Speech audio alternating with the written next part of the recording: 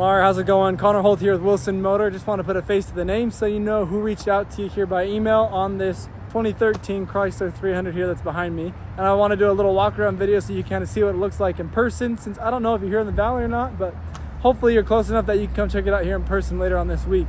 Let me just turn around here and I will back it up and let's get going.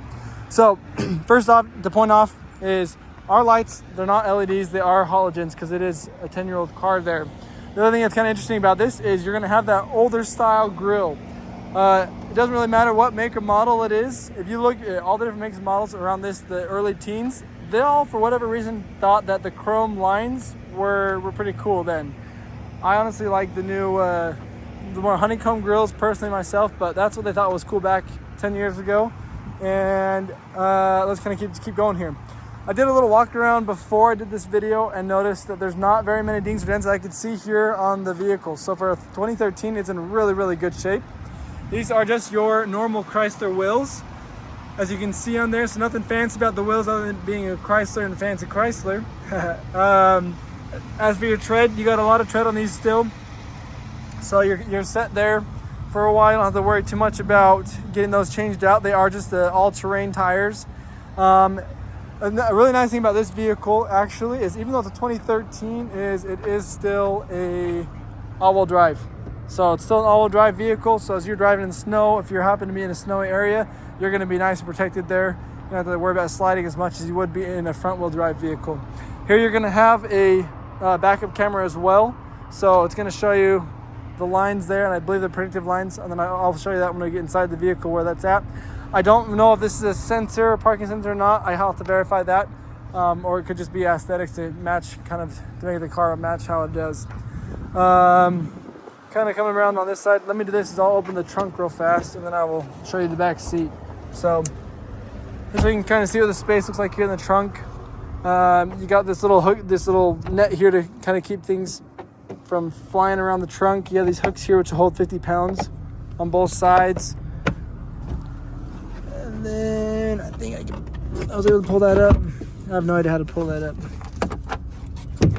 It's kind of stuck like under that thing. There's a spare tire there. You can see the spare tire right there. So the spare tire is under there. It's just really hard to pull up one-handed. And that's our space goes all the way back to there. So you can see that. We flip up in here to the back seat. So obviously we do have the lighter tan interior here in this vehicle. They do have a little 12-volt charger they can put back here in the back seat. They're back here, and there are pockets on both seats for a little bit of storage there.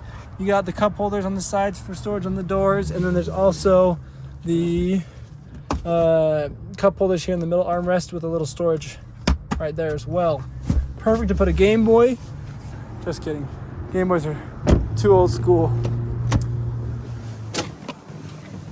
Then here on the inside and the front, this is kind of how it works up here, right? So we have our mirror controls, our window controls. The front two are both auto. You can lock the windows and lock your doors here. Here's your headlight options. This will be the brightness of your display and cluster, and that's the trunk button. Right down here on the door, that's your gas button. This is going to control your little center cluster right here. You have your cruise control. You have your wipers on the left side right there as well. Then up here is the RPMs on the left, the engine temperature here, the fuel level, and then the speed. And like I said, there's just all this information about the vehicle you can change around on this. You got the directions up there as well as the miles at 79,000 and 66 degrees outside. Over here, you have the iconic Chrysler clock right here, the analog clock up there. All three of our Chryslers here on the lot have that. We have the climate controls down here, and then you have heated seats for both the driver and passenger up here. Then you have all the audio controls are going to be up here on the screen itself, and it does come with the XM radio as well as FM and AM. There's a CD player here too. You have a little SD card you can put in if you have music stored there.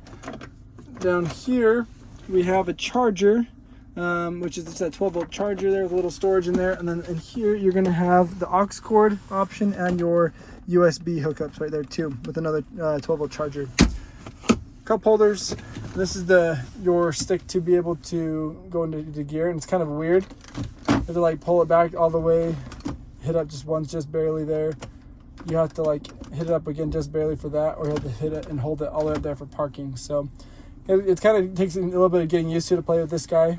If we put it into reverse here, this is our screen, and it actually is not predictive lines like I said before. They don't turn with you as you turn the wheel, but you do have your lines of where it's going to show you where they're all at in there.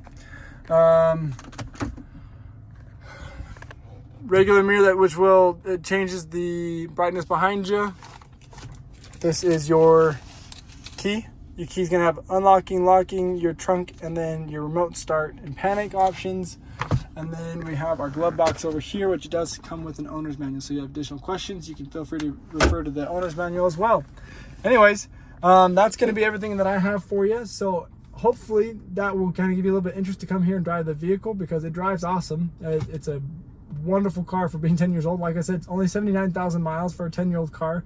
So it hasn't even been being driven at the average miles per year. So it's in great shape. It's ready to go, and let's get you here and so you can see it in person. Let me know what I can do best for you. Thanks.